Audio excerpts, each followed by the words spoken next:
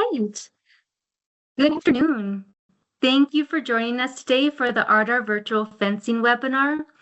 This webinar will be recorded and shared afterwards. My name is Christy Hoy. I'm the OFCAF technical lead at RDAR. I'll begin the webinar with an overview of OFCAF, and then next there will be a conversation with Alberta cattle producers Cody Claypool and Mike Hittinger, who have been partnering with RDAR to trial Gallagher eShepherd and Halter collars on farm. And then the webinar will conclude with a Q&A. We do have a lot of people joining us today, so please note that all participants will remain muted with their cameras off. At the top of your screen, you should see a Q&A. Please enter your questions here. You'll have the ability to upvote any questions in the queue.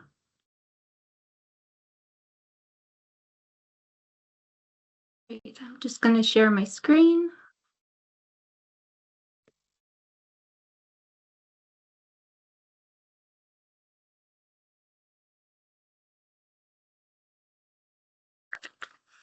So in the presentation of OFCAF today, new activities for 2026 will be highlighted. I would like to begin with an overview of RDAR. The mandate, vision, and values are on the screen. RDAR's model is producer-led, innovation-driven, and results-focused. What makes RDAR unique is that RDAR covers the spectrum of research, on-farm trials, and the adoption of beneficial management practices. Please check out our website, or you can give us a call if you'd like more information on any of these areas. So what is the On-Farm Climate Action Fund, or OFCAF? OFCAF provides funding and support to farmers and ranchers to adopt beneficial management practices, or BMPs. It is a greenhouse gas program with the goal to reduce greenhouse gas emissions. OFCAF is funded by Agriculture and Agri-Food Canada. RDAR is a delivery partner and delivers on 3 activity categories: nitrogen management, cover cropping, and rotational grazing. There are new activities for 2026 under the cover cropping category, drones for seeding cover crop, and drones are also eligible under the nitrogen management category when used with a split application of nitrogen fertilizer or for seeding perennial legumes in annual crop rotations. The seed mix here must be at least a 50% perennial legume. The minimum area to be seeded or for split application of N fertilizer is 80 acres. For drone applications, a valid drone pilot certificate is required and must be included with your application. Under the rotational grazing category, virtual fencing is new for 2026. We are going to go through the template and the checklist. With your virtual fencing application, a formal quote must be included. The producers have the ability with virtual fence to create grazing areas on a map using software. Cattle wearing the GPS-enabled collars, they can be guided to and kept within the virtual boundary that's created. We will hear from producers today who can tell us more about this technology and the opportunities with it. Currently, there are 2 virtual fencing companies with customer support for ranchers in Alberta, Gallagher and Halter. With the RDAR OFCAF program, a template and an aerial photo are required with each application. Applications are submitted online through ARGO, which is the Agriculture Research Grant Organizer. The virtual fencing template includes guidelines, eligible costs, and it also includes this section that you can fill out about your project. Templates do have to be recommended by a third-party PAG or a CCA. And if there are costs involved with creating that plan, you can submit them with your applications. If you filled out this template, this pre-planning will help when you go to submit your online application.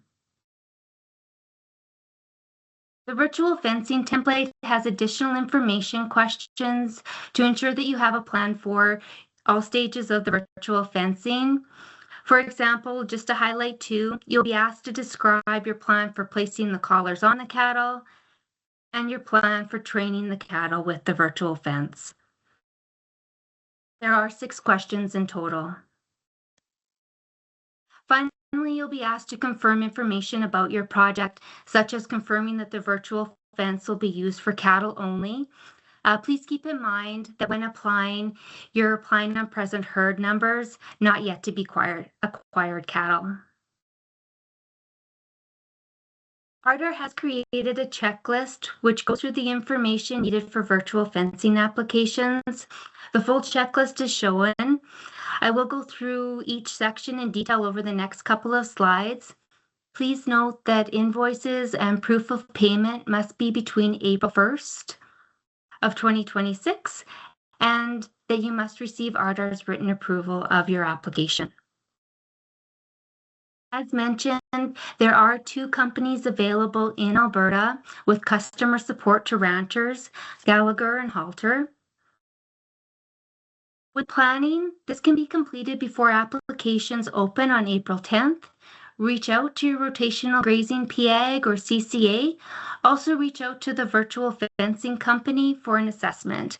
You'll be asked for a KML file, and a KML file, it provides information about the field to help assess if a base station is needed or the number of base stations that are needed. Again, a formal quote must be included with your application. The next section of the checklist goes through eligible guidelines. And the program guide and the virtual fencing template, there are additional resources that you can find eligible costs. Fields must have a permanent perimeter fence. The BMP must be new to the quarter section. So if a rotational grazing project has been paid on that quarter, the rotational grazing, including virtual fencing, would not be considered new to the quarter. Show an aerial photo that has existing conditions as well as planned for the plan for your project, and then complete an online template and apply through Argo. Checklist also includes what will be required for reporting. On approved applications, for the report, you will need the activation email from the company, as well as date and GPS stamp photos of the collars on your cattle. For final reports on all approved applications, those reports can be submitted once the report or the project has been completed. Please note that subscription fees and platforms are not eligible. RDAR undertook virtual fencing trials to learn from producers' perspective, to understand the technology, and to have some final mile results of the collars over winter. There are 4 trials across Alberta. We have with us today Cody and Mike, and in the conversation today, we'll learn about topics for setting virtual fencing up on your farm, as well as to provide information about resources available, as well as what worked well. So Cody, let's start with a brief introduction. Can you tell us a bit about yourself and what type of virtual fence you have on farm?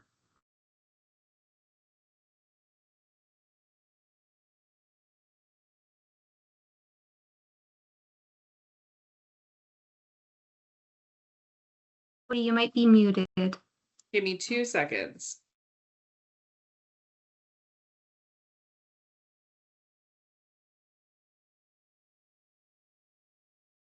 There we go.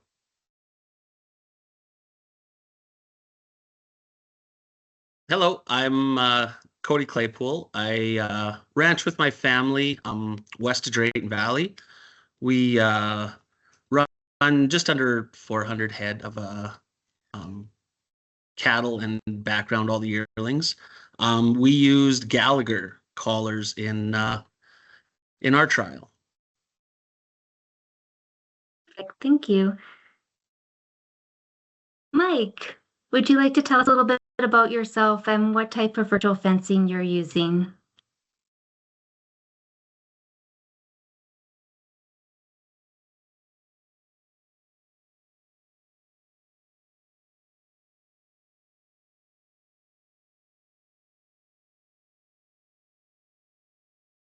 Sorry, technical difficulties. It should be working.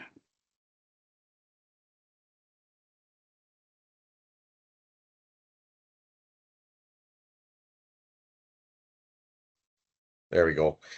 So, yeah, my name is Mike Hittinger. We were just east of Clyde or east of Westlock, about 20 miles, and we're running about 200 cows here, and have had the halter collars on since the middle of January.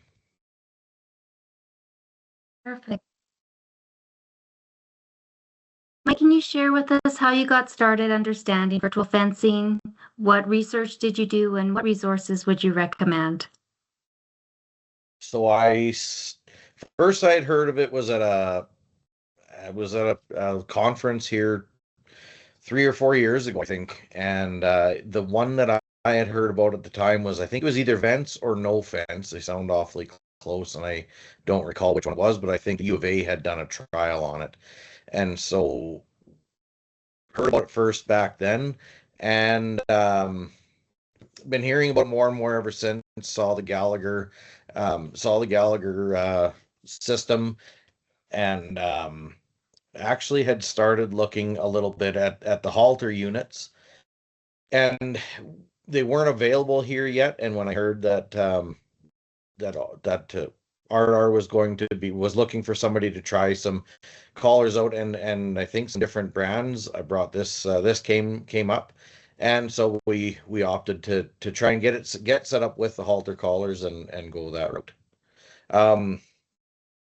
So aside of there were no field days on them, and there hasn't been a heck of a lot that I've been aware, short of seeing them at some conferences, and then the odd like YouTube videos and that sort of thing about them. Hey, Rudy, what did you find helpful when getting started? Gallagher actually has a lot of how-to videos on their website. Which was good because their customer support talking to someone on the phone wasn't very good, but their how-to videos were very informative.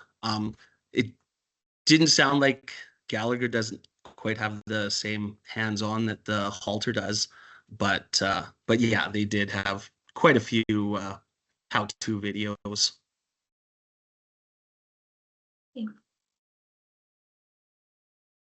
Cody, from your experience, what can those interested in virtual fencing expect for producer training, learning the software, and the time it takes to get prepared and feel proficient? The software didn't take that long to get used to. Gallagher did do a walkthrough online with one of their representatives from Australia or New Zealand, and that kind of gave you a rough idea how to do it. As far as setting up the fences and stuff, for the first couple times, it was a little bit of trial and error, and the cattle got out a couple times, like out of the virtual fence, and it was just from inexperience, and just once I got it all figured out, then it was really easy. By about the second or third move, like into the second or third virtual paddock, then had it all figured out, and it was pretty straightforward. For someone that isn't real tech savvy, it might be a little bit harder, but if you have play around with it a bit, it was pretty easy. Okay. Can you tell us about the preparations before putting the collars on? How much time did they need to be out and charging? I think Gallagher recommended it was a day or a day and a half of putting them out in the full sun, and also turning them on so they could get the cell signal. Ours, I think, because we were under some time constraints, we only had them out for it was 5 or 6 hours, and they were still, the light was flashing that they were hooked up to the cell network and that the batteries were all fully charged. So the time frame that Gallagher gave you was a lot longer than what ours actually needed to pair up with the network. Mike, what was your experience with producer training for virtual fence? So they have Halter has an um excellent customer service, and they have a few guys that are kind of appointed to you as a client, so no problem getting a hold of those guys within reasonable time frames. Um, Similar to what Cody was saying, I guess, like, couple of days worth. Honestly, a couple of days, a few hours over a few days, sort of thing, worth of looking over some documents, watching a few videos. Um, pretty straightforward setup. I spent one evening putting the collars all together and hanging them up to charge. And they say 24 hours minimum. I think we were all connected to the network within probably 12 hours pretty easily. But as far as preparation went, yeah, maybe 3-4 hours over a couple days, probably about all. And then again, getting everything put together and ready, maybe another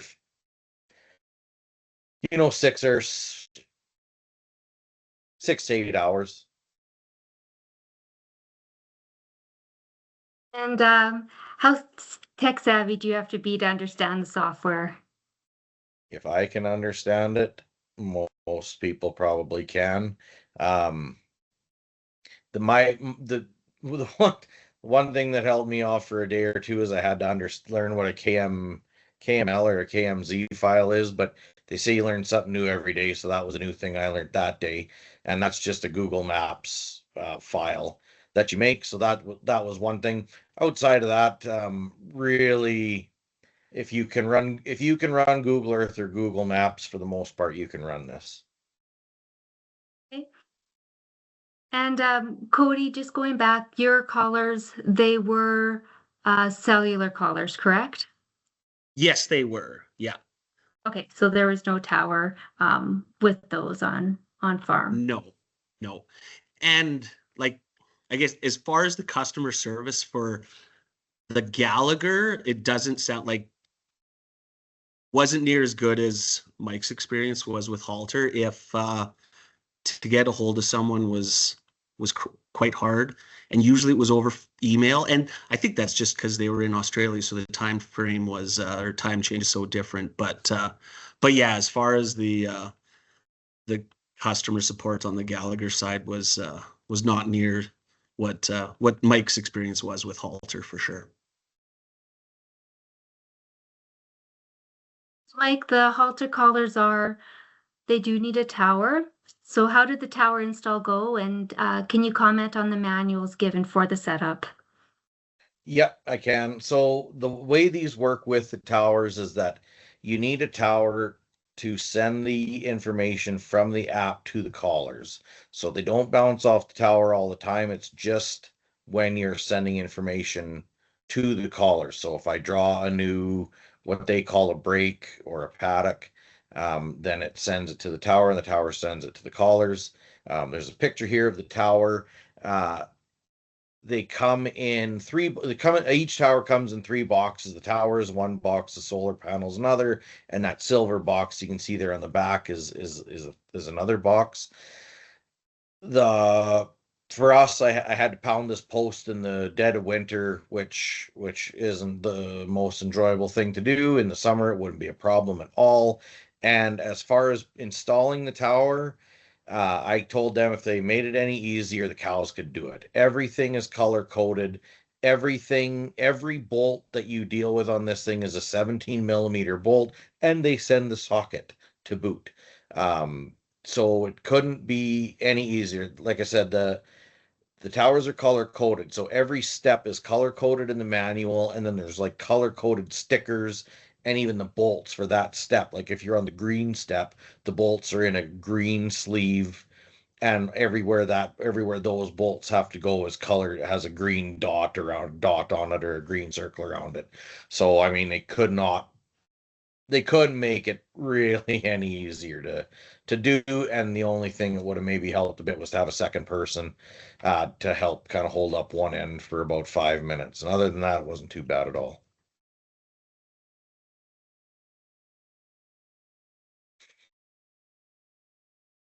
Mike, the first photo was taken the day you put the collars on. Can you tell us a little bit about the photo, and can you tell us how the day went?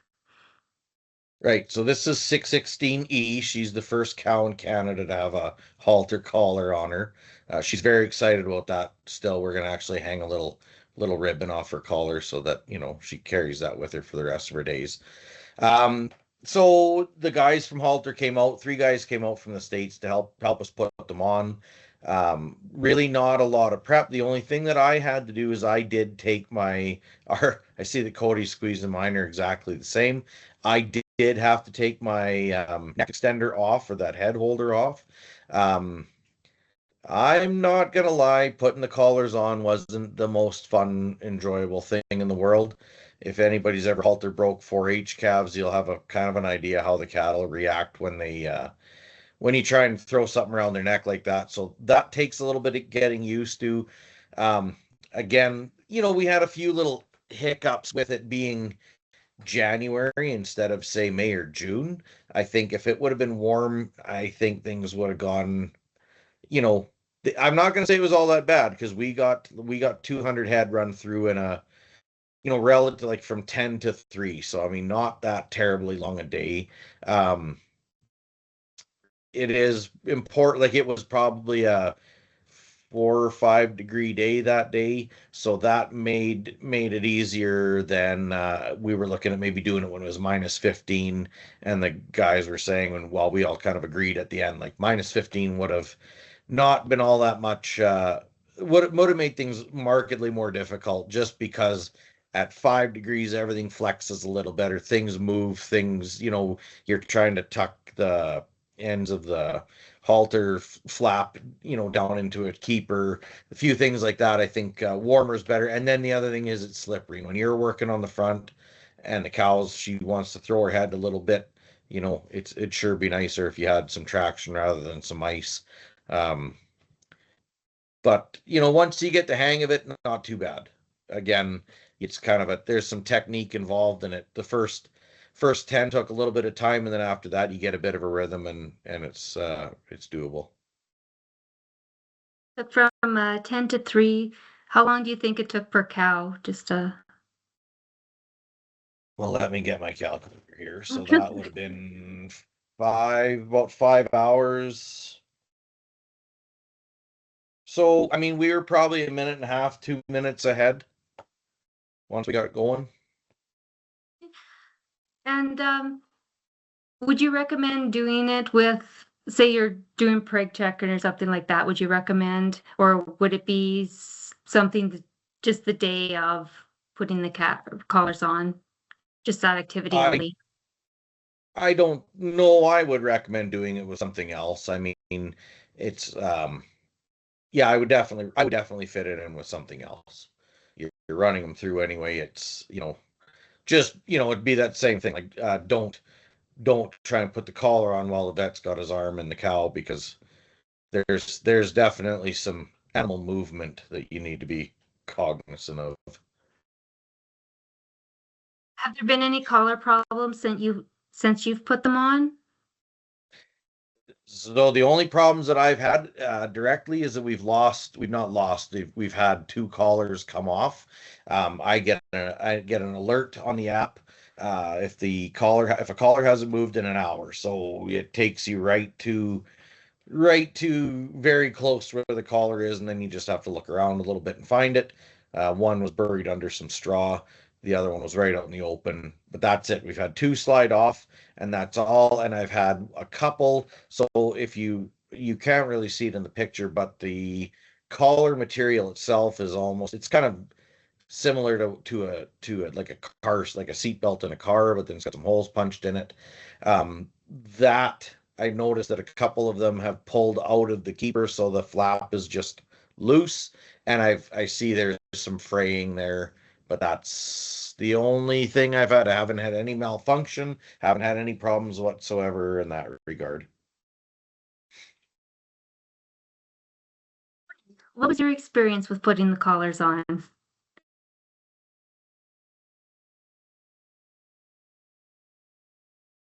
Sorry, was that question for me? How did putting the collars on go for you? Yeah, it was good. We our chute's actually a little bit different than the one in the picture.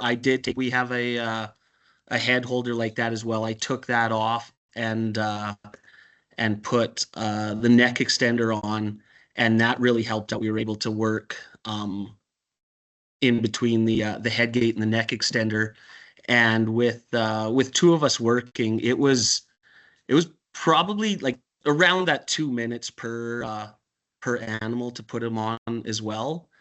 The hardest part for the Gallagher was just trying to decide how tight to get them. I think the first few that we put on were too loose, and we ended up losing, I think it was probably around 10 or 12.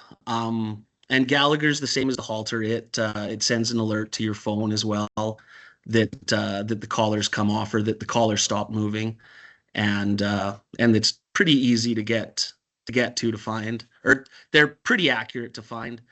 Some of ours were from the cattle rubbing and getting the collar caught and getting pulled off. We've had a couple that the keyhole holder on for the chain, there's actually a little rubber clip that goes in the round part of the keyhole to stop that chain from being able to loosen off, and had some of those that it might have been just install error because the plastic clips came out and the chain loosened right off and the collar fell off. Now that the cattle are scratching a lot more, that's when we had more of the collars fall off, just getting the cattle, they were caught on trees just from the cattle rubbing. And it was same as Mike, once we put the collars on the cattle, it was about a minute or so, a minute and a half of the cow kind of throwing a fit, and then they would get used to the collar being on their neck and smoking them in the side of the head when they threw their head around, and then they would calm right down, and then they were fine. But for about the first minute and a half, they were not real fans of that collar, but they got used to it fast.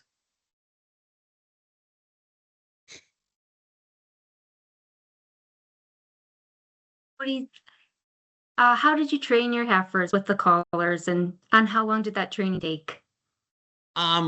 We have, where we put the heifers, there's a pretty small field, and would had them in about probably 3 or 4 acre parcels, and just outside of the virtual paddock, maybe 10 feet or so, we had an electric fence set up there. And so if they did go outside of the virtual fence, the electric fence would stop them. They would have to go back. The water trough was kind of in like the home area, so the cattle would always have to go back into the virtual paddock to and then once they're back in the virtual paddock, then the collar resets and it starts working again. We would move the fence line. It was every day or so, every 1 or 2 days, just depending how the grass was holding up. We had collars on 60 head. And so there was a little bit more work in that first little bit, just getting them trained, but it didn't take them long. It was maybe a week, and then they were pretty much all trained. The Gallagher, they have on the app, it has a kind of percentage of how often they get shocked to how often they just get the audio warning. And I think once your percentage gets up to 80% or something, they can consider that the herd is trained. And I think it was probably around a week that they took, and then they were good. Perfect. Now that you have experience with training them, is there anything that you do differently? No, I don't think so. It was pretty easy. No, I can't. I can't think of anything that would do differently. No, sorry. Oh, it went good. Perfect. Right, Mike, is there anything that you'd like to add about cattle training based on your experience?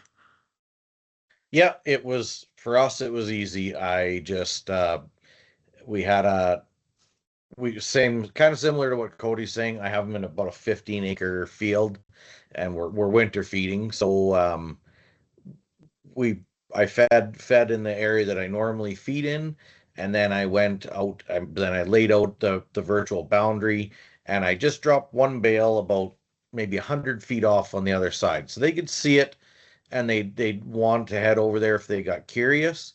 And I left for a day, and I just let them gradually bang off of that virtual fence, and they in about a day and a half they had it figured out.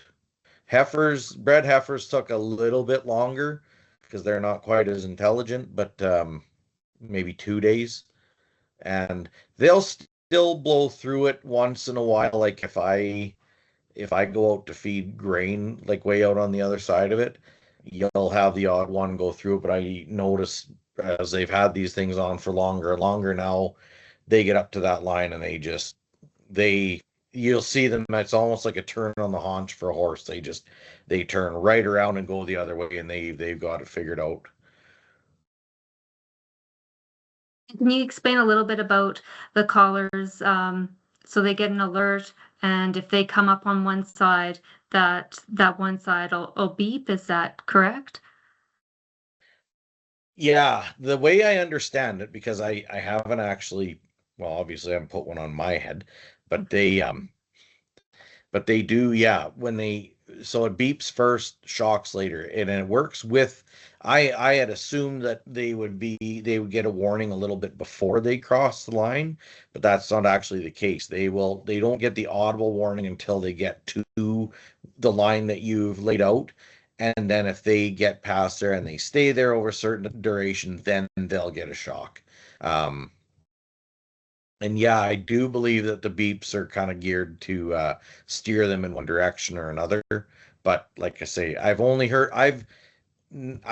only time I ever heard them beep was I had one riding around in the tractor with me after I found it.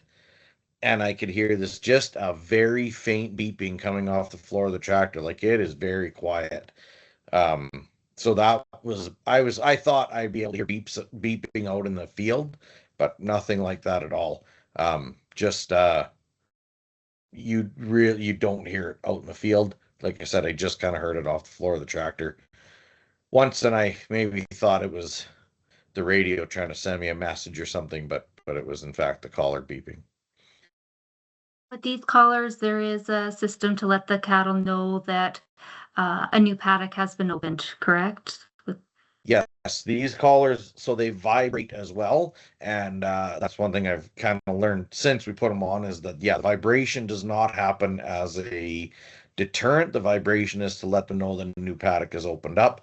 So when they're in, they call them breaks with halters. So when they're in the break that they're in, when you open up a new break to them, you have two options. You can open it up and give them access to everything. I think the option in the app is to open the total area of the new break, which is the one they're in and the next one. Or you can steer them towards open up the new area of the new break, which will then, so if you open up the total area, it will not vibrate. It won't do anything. They just will find it by accident.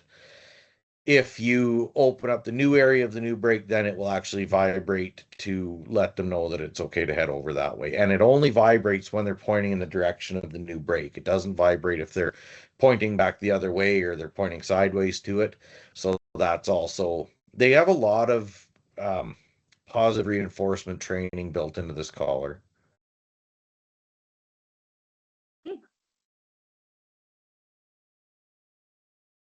How are you currently using the virtual fencing?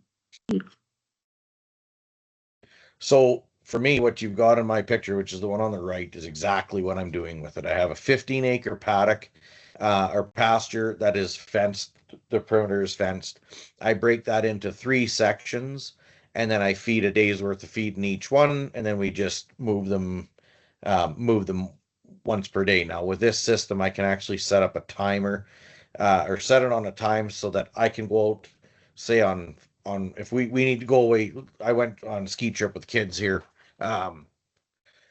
last weekend, so fed Friday morning in 3 paddocks, and then but held them in the first one, and then I had it set up so that every day at 11 o'clock it would open the new break and they'd advance to the next one, and then on Sunday they'd advance to the next one again, and they all got moved. The one thing that I'm doing differently on here is if you look really close at the picture, the dots are different colors. So I've got three herds in the one group. So I've got bred heifers, second calvers, and then the mature cows in there. And so what I've done is, because the bred heifers and the second calvers I like to give them a little bit extra groceries in the winter. They actually have access to a little kind of a triangle right up there in the very northwest tip. And so when the mature cows are just getting silage and then some straw to fill up, the bred heifers and the second calvers can actually get up into that northwest tip, and they've got access to free choice hay in there as well. So we do that with it also. And the guys at Halter were a little bit worried. They weren't sure that was going to work. It works like a charm. Very nice. And the app you used to set this up on, is it on your phone, or do you use your computer as well? No, the Halter is only on your phone. You can view the maps on a desktop, but you can't do any management, any manipulation of it on the desktop. That all has to be on your phone, which is probably the only reason I find myself potentially looking for a bigger phone.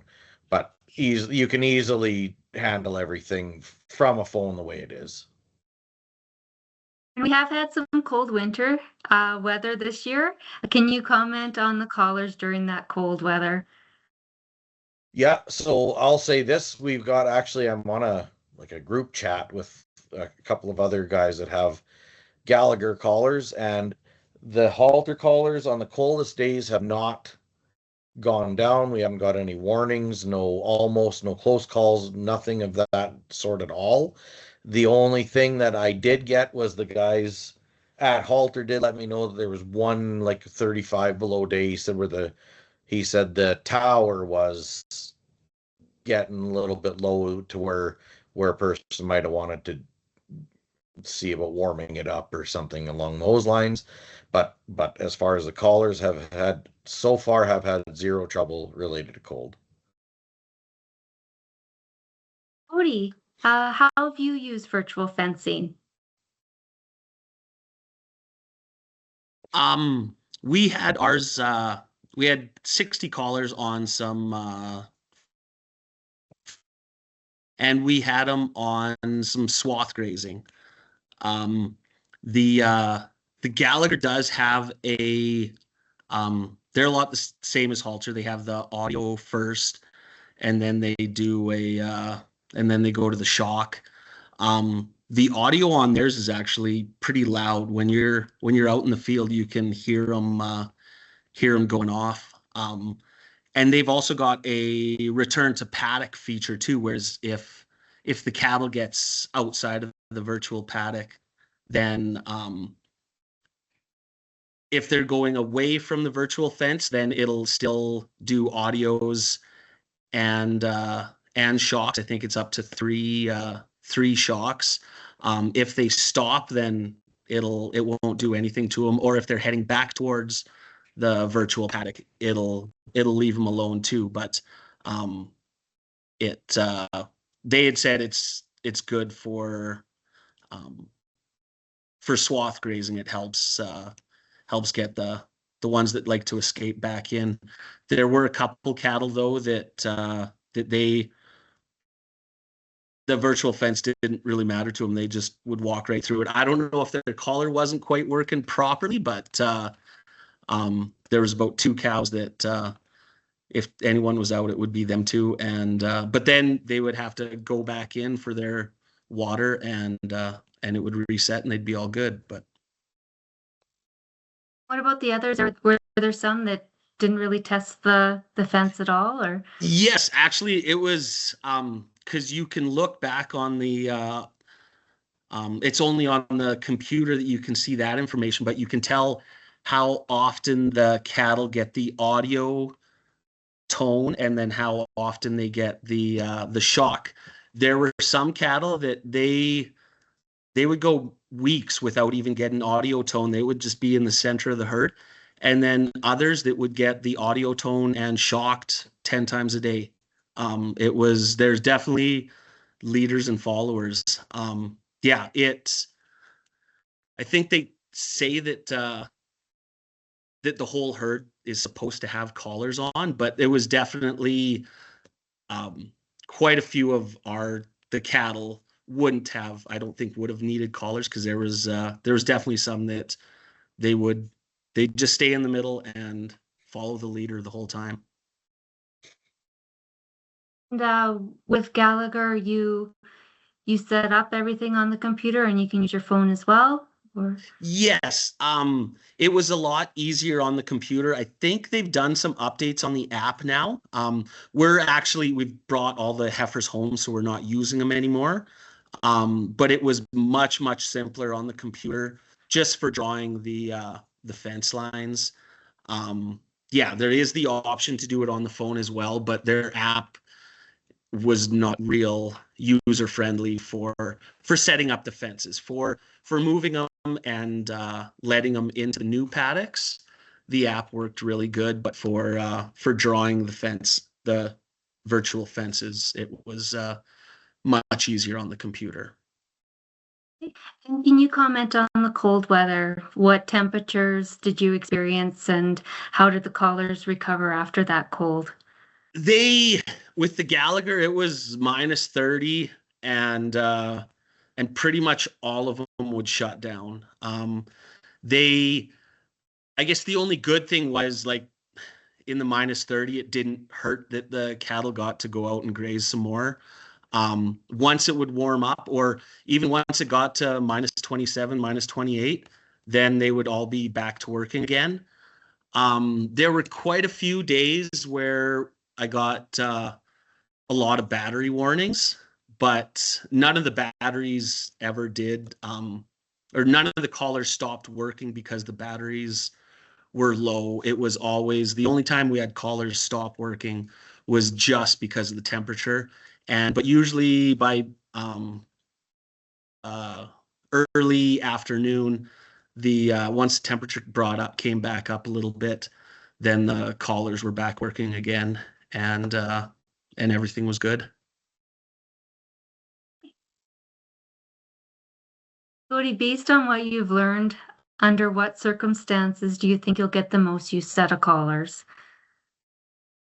For us, I think depending on the year, the swath grazing was pretty good. This year, because we've had a lot of snow, and then melting, we got a lot of ice built up.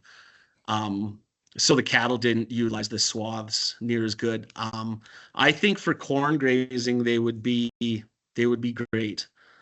Just because you can make the paddocks as small as you want, and it is simple. It's Gallagher's the same as Halter. You can set it up for, if you set up your paddocks in advance, you can put a time frame. They can even move every 3 hours or something. It's however much work you want to put into it to move them.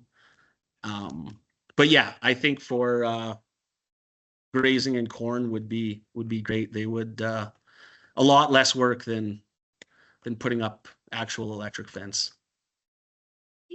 What's the most surprising thing about using virtual fence? I think a lot of it was the ease, and that the cattle did listen. Like with the swath grazing and the fresh snow, you could go out there and it would be pretty much a perfect line of where the cattle were grazing. There was the two that they just disregarded the collars and were out eating wherever they wanted to. But for majority of the herd, the cattle responded really good. And yeah, other than the little bit of time putting them on, it was way easier than doing the manual or actual electric fence. We've done some swath grazing with the actual electric fence, and just the time put in prior for setting up the fences was way more, and then cleaning up taking down fence lines, and then when you're putting in the electric fence, usually you don't have enough time to put in small enough field, so they utilized it properly. But with the virtual fencing, it was really simple to make as small a pastures as you wanted. Great.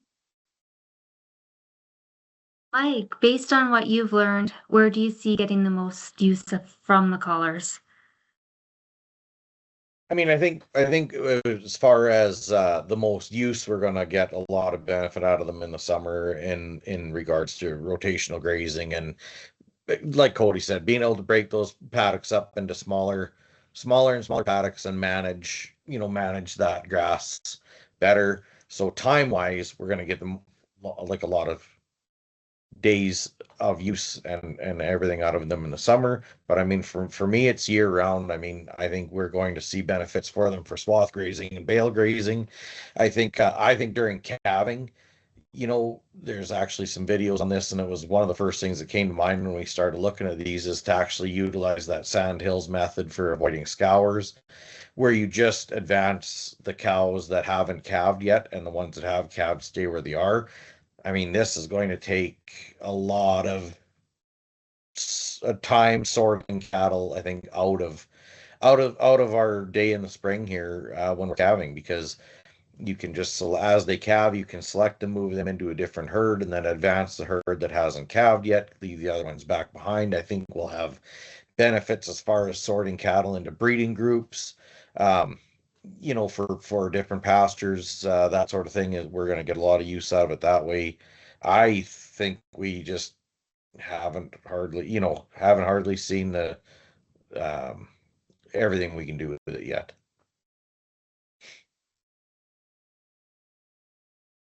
Final thoughts? What's your impression so far, and what would you say to people who are interested in virtual fence but not quite sure it's for them? So for me, I think well, our cows love it. You can see the heart there. I think it's been working really well, and I would implement it across the whole herd, without a doubt. I've talked about it with some friends and some other people that are asking about it.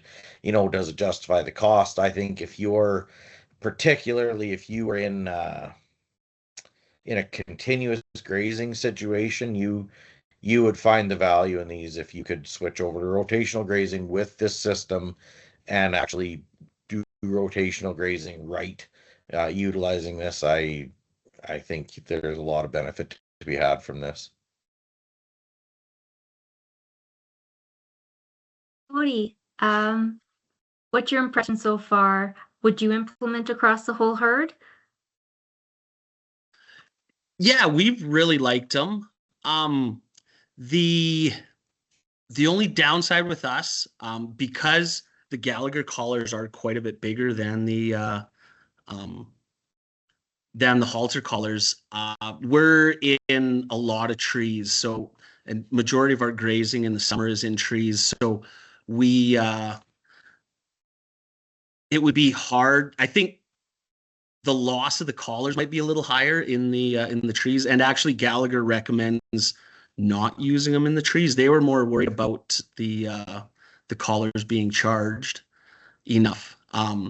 But we're planning on more for winter, using them hopefully for some corn grazing, and then also on the tame pasture as well, like Mike said, for rotational grazing for the couple herds that are out on the tame pasture.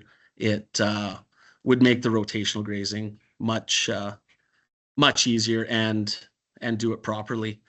One big change that we had kind of noticed with our heifers this year, and I don't know if it's because the Gallagher collars are so big, like they're pretty heavy. They our heifers had them on for, it was just over 6 months. We just took them off a couple days ago, and I was surprised there wasn't any hair rubbed off at all. But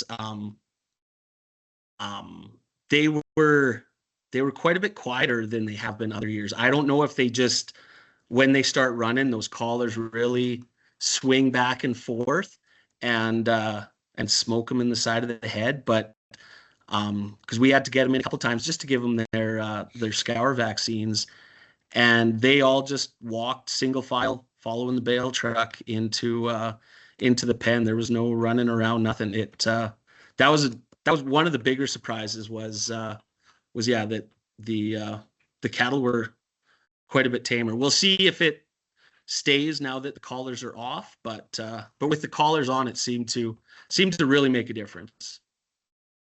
Great. And what would you say to people who are thinking about virtual fencing but not quite sure that it's for them? I think it's a great idea, depending on your location. But yeah, if you're out in the open, or even can just fields with the trees in them, just virtual fence out the trees. But no, we've had really great luck, and it was same thing. The cost was kind of an issue for us, and that's why we're happy that RDAR did have this project and let us come onto it, and just to see that it is, I think there is value in it to pay back for just for your time savings is a big thing.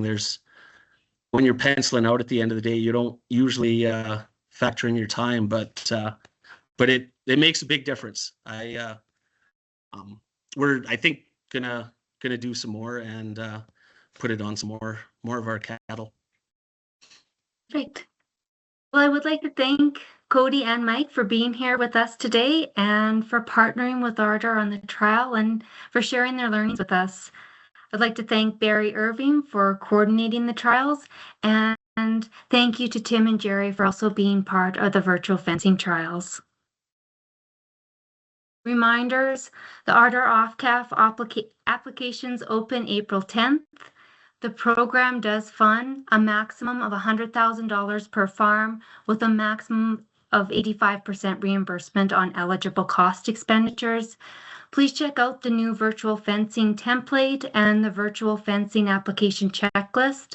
And please visit our homepage to look at the program guide and to go over the application steps for all 3 categories.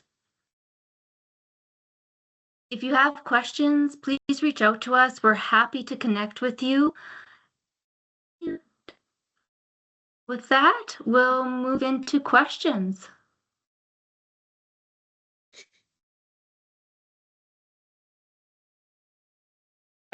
Christy, did you want me to read out the questions, or can you see them?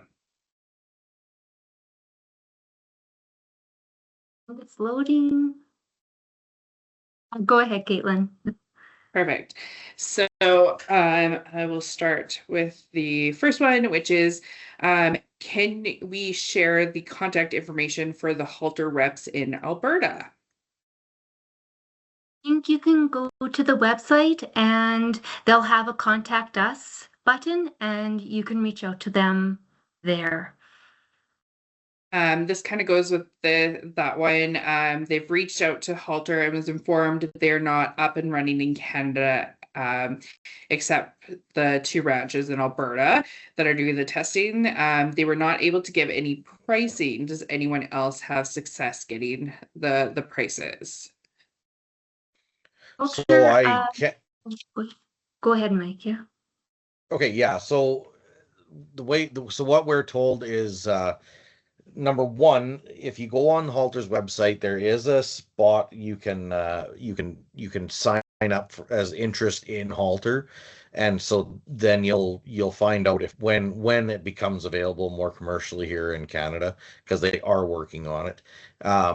As far as the price, so the towers are $6,000 a tower, and then the collars are $96 per collar per year. So it's a sort of a, right now the way they've got it laid out is a subscription basis, but I know they are working on something that's going to look more like a lease or an ownership type sort of arrangement, so that it will work under the programs here. But yeah, right now it's 90, we pay the $96 per collar per year, and that's it. There are no other costs other than the towers, and the towers, from what I gather, is a one-time fee. Perfect. Another question, is funding only for companies that provide customer support to Alberta? I've heard also of Venice and No Fence being used here. Also wondering if goats may be eligible at some point.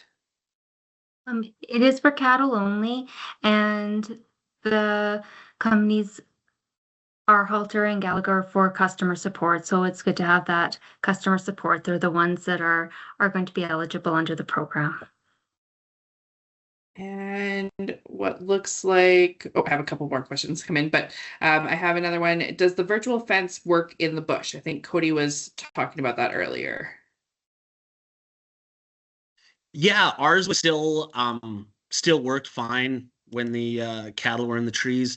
That's the only issue Gallagher thought that there might be, is the collars getting charged enough in the trees, but the cattle don't spend all day in the trees. They usually, if it's windy, then they'll be in the trees, or at night for some cover, they'll be in the trees. But from what we found with ours, they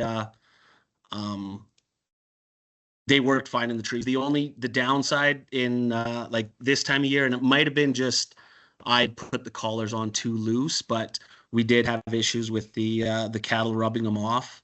And we had a couple actually that they'd rubbed them off just on a sucker rod post. So, and that didn't have anything to do with the trees, but for signal and stuff, they worked perfectly fine in the trees for us. Perfect. Does Halter work in low service, no service areas? So yes, they've showed us actually. They showed us a couple places. They were telling us that in the States that have very, very, very poor cell service, and they have them working there. The way they kind of described it was that when we have poor cell service, we can't make a phone call, but we can still text. These things need even less cell service than that. When you send your maps, your KMZ files or KML to Halter, they will tell you where to site your towers for the best service. Perfect. Does RDAR cover the cost of the towers?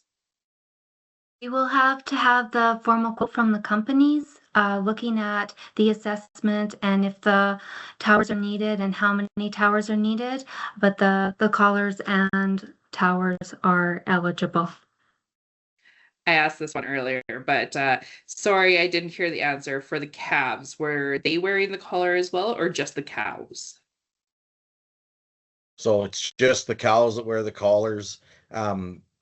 Halter recommends, number one, you can't put them on bulls because you can't basically put any collar on a bull. Their necks are too big and everything will slide over their head. Calves, don't get them, A, because they're growing, and B, they say that anything under 8 months can't figure it out. So they recommend not to put them on calves, but the calves follow where the cows go, so it works. A question about they were trying to get a hold of Halter, and we're told that it's not available in Canada as of yet. They're asking if Gallagher and Halter are the only two producers that we have in Canada. When will they be available? So again, from what I understand with Halter, it sounds like maybe here later this fall. But again, I would put my name on that. I'd go on the website, put my name on that. They have a basically like an interest list. I think it is something along those lines. Enter your name, your information. We'll let you know when more happens, sort of thing. So you can sign up for that, and at least you'll be one of the first to hear. Perfect. And last question, because we're going to wrap up here. How many acres does the tower cover, or like the range of it? So my towers are about 2 to 3 miles apart. And again, that just depends. That's part of that is what their coverage is, and part of that is where my pasture blocks are. So again, like I said, when we first sat down with Halter, first thing we did was send all of our pasture locations, blocks, information all to them in a that KMZ format, and then they recommended what the locations were, and somehow they've got a map that shows what the cell service is and where, because I have one tower that overlaps the other a little bit, and there's like one little corner of a pasture somewhere that isn't serviced by the one that I thought would service it, but the one that's like 3 miles away covers that. So that's what we did. And so between Halter and sending the Google Earth maps, they told us where, and they actually they're pretty picky about where they go. They said you can't, if they've told you where the towers have to go, they have to go within 25 feet of that prescribed area. And if you're going to move it somewhere outside of that, then you have to let them know. They'll know where it ended up, but then there's a bit of a reset. So you'd have to give that process some time. So that's how that worked. I did want to quickly just thank RDAR for giving us the opportunity to try this out. I think it's been a game changer around here, and also thank the OFCAF team for helping get this set up. They actually did facilitate a meeting with the guys directly from Halter, and we sat down face to face and talked about how this would work. So that was something that I can't say I've ever had the chance to do before. It was great.